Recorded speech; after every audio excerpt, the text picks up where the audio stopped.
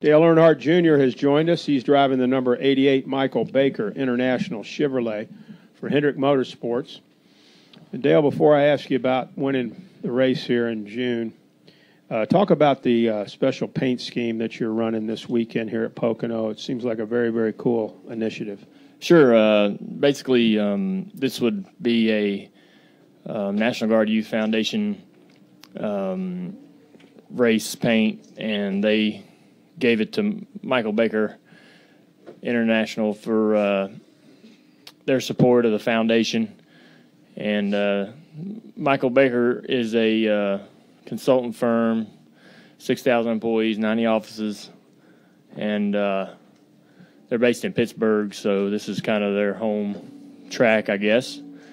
But they support the Youth Foundation. The Youth Foundation basically helps high school dropouts sort of get back on track. And,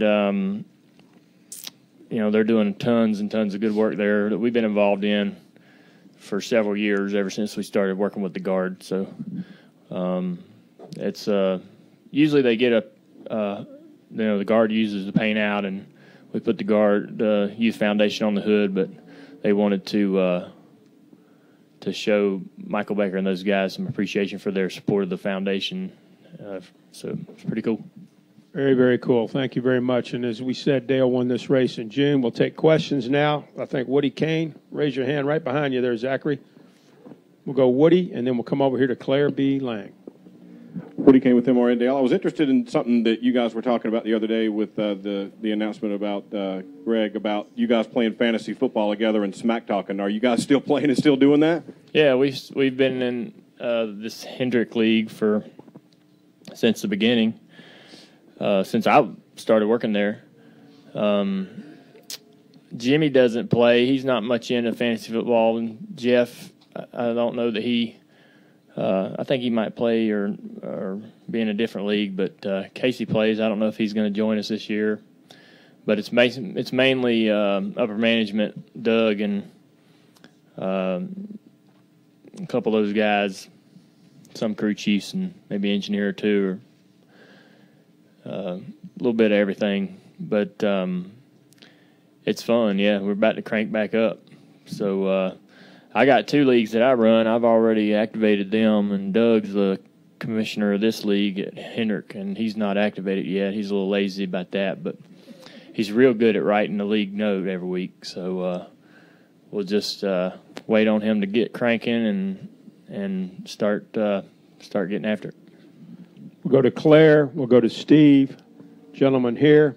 Tell me your name again. Scott, and then the young lady over to the left. Go ahead. Claire B. Lang, Sirius XM NASCAR Radio. You tweeted this morning that you were looking for a broom coming here, which gave us a kick, and wondering about how good you'd be here this weekend. But with the announcement yesterday, are you just sort of in the race mode? Does it make you feel more hard about Steve, knowing that now it's you officially have another crew chief, or now that it's over, is it kind of off your shoulders? There's a lot of emotion. There's a lot of emotion, but every race gets a little bit harder knowing this is Steve's last year. And I know that going, winding down into the chase is going to get pretty emotional for both of us. But the one thing that I was probably most happy about or relieved about was to be able to make a decision, and just get it done. And I didn't want to be in the middle of, choosing that guy. I kind of want to just sit back and watch.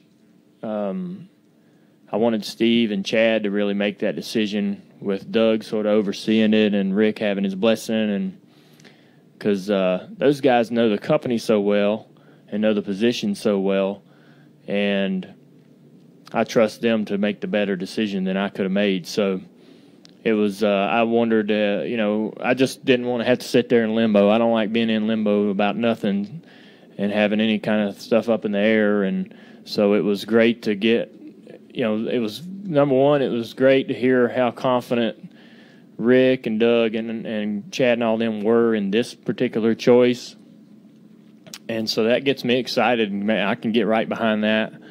I already know how good Greg is, but just knowing that Chad and everybody believes in that decision and thinks that we'll be even better off than we are today. That was one thing that I just thought we could focus on, and I hoped that we would focus on, is anytime you have an opportunity to fill a position or someone is leaving or retiring or moving on, is that you look at this as a chance to get better. Steve would want us to get better. We're not trying to photocopy Steve and plug in a guy just like him. We want to try to get better, and I think we have in making this decision. And I think that I haven't been able to really talk to the guys yet, but the ones that I have been able to comment and talk with, they feel like that's what we've done. Is we're going to be a better team for it once we get going next year. So, yeah, I mean, it's a big, big relief just to get it off my shoulders and not worry about who we're going to be working with, what kind of personality he's going to be, and whether we're going to get along or whether he's going to work and whether the chemistry will be good and the cars will be fast. Ain't got to worry. I mean, we don't have to really worry about that. So I feel good about it. Go Steve, and then we'll go to Scott, young lady right here, and then to Jim. Yeah, Steve Richards with PRN. Dale, with the way you ran here last time and what you learned last time, what are your chances of winning back-to-back races here? Yeah, I think they're good. We were not the best car. I think the 2 was probably the best car. There's a couple guys that if they were in front of us, we probably weren't going to pass. But such is the case when we were in front of them. We had a really competitive car, but not the best car. And the best car doesn't always win, of course, but it certainly helps to be the fastest guy out there. You can definitely call a strategy a little bit different. So what we want is to find a little more speed than we had last time. Me and Steve talked about that particular thing, is we want to try to get a little bit better in practice so that we have a little more confidence. I remember during the race weekend when we won here, we really didn't think we had the best car. And on Saturday at the debrief, we were communicating about what we could do to get better, and we didn't go into the race thinking that we had a very, very, very good chance of winning. We were just going to try to do the best we could, and felt like we had a top 5 car, but there was certainly some guys much faster than us in practice. So we want to definitely find some speed on Saturday, and give ourselves a little more breathing room, a little more comfort and confidence going into the race. We're confident. Anything can happen here. You get out in front, it's going to be hard to pass. So, it's easy to pass and, from 15th on back. But, when you get up there and the competition gets so tough in the top 5, man, you just got to be in the lead or in second, somewhere around the top 3 or 4 even. On those last 2 restarts, the last restart, you need to be on the front row to have a real shot at it. Absolutely doable, yeah. I don't see why it wouldn't be doable. All right, we got 4 more in the queue that we can take. Scott, Jim, the young lady over there, and then the young lady in the jean shirt.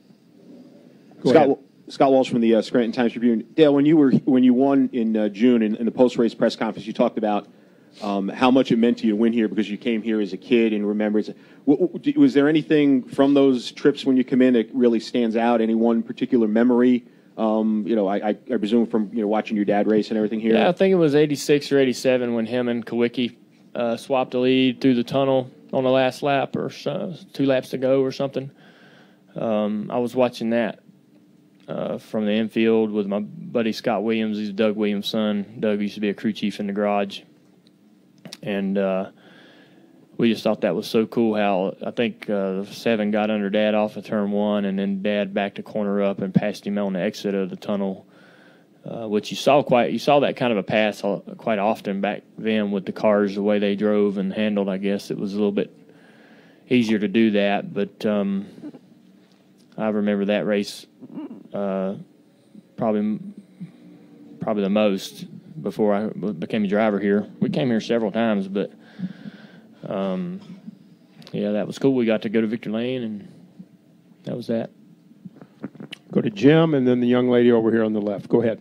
Jim Utter, Charlotte Observer. On the conference call the other day, you said something to the effect of, I feel like I've got my mojo back, which I doubt anybody would disagree, but I'm just wondering, For you, what goes into that? Is it simply performing better each week? I mean, you have a lot of good things going on. Junior Motorsports is doing really good.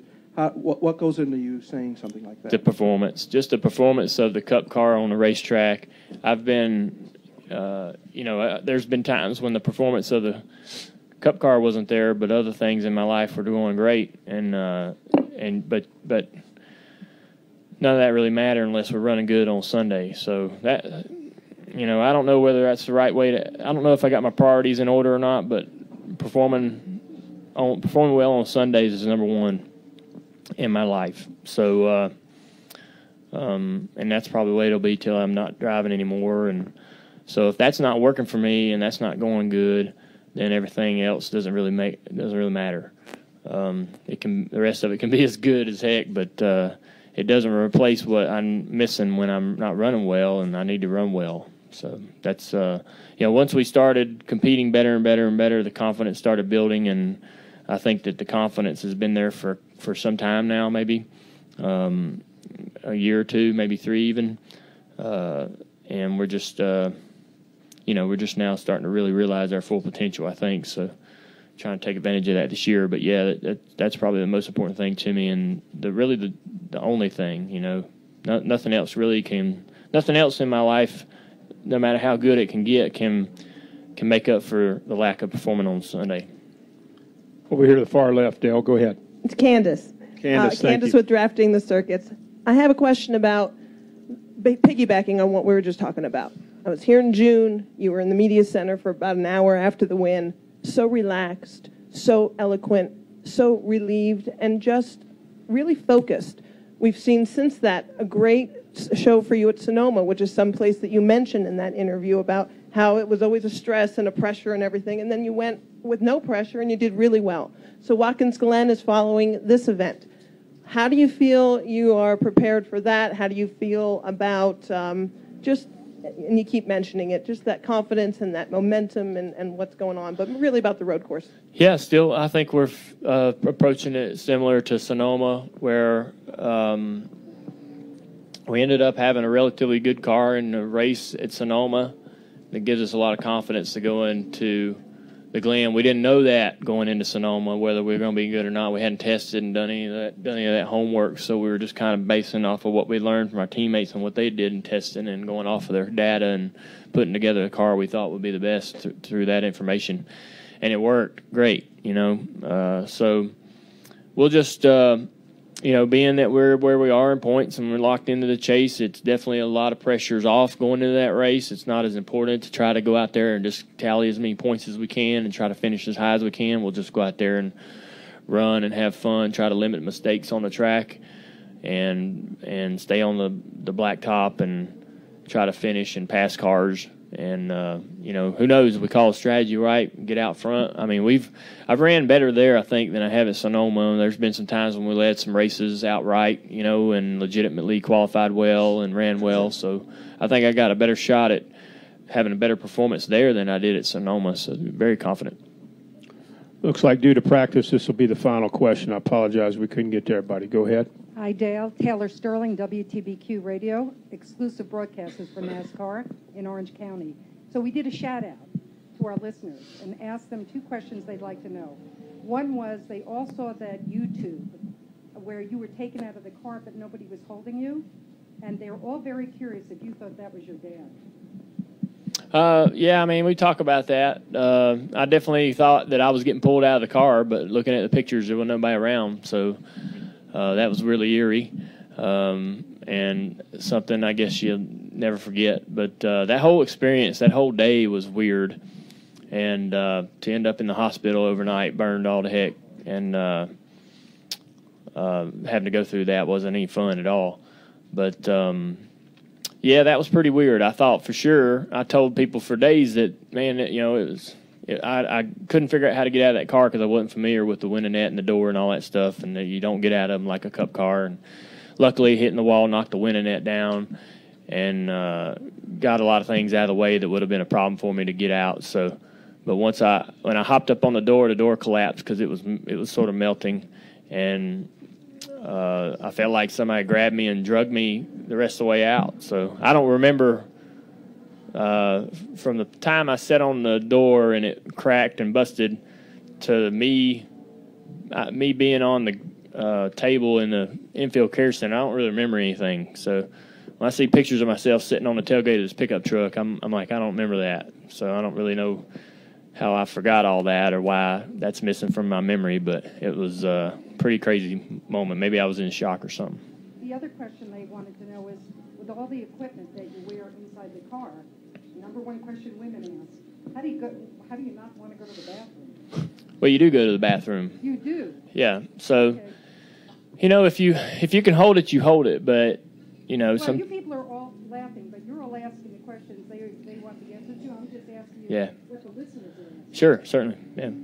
You just go. If you can't hold it, you go. It's not too often that this happens because the car's real hot and you sweat a lot and you basically lose all your water weight through sweating, so your bladder never fills up. But if you get nervous, if it's a hot day and you get real nervous before the race and you drink too much water because you think you think you're gonna dehydrate, you typically end up having to go to the bathroom before you even get the green flag. So you just have to be careful. It's not to drink too much water. All the water you're gonna lose and all the water that's in your body is something you put in there throughout the week. If you drink a lot of water right before an activity, it's typically not going to help you. It's just going to go in your gut and then go in your bladder. So, but sometimes you make that mistake and you just got to go. You just go. It's no big deal. Thank you. I'll bring that Yep. message back.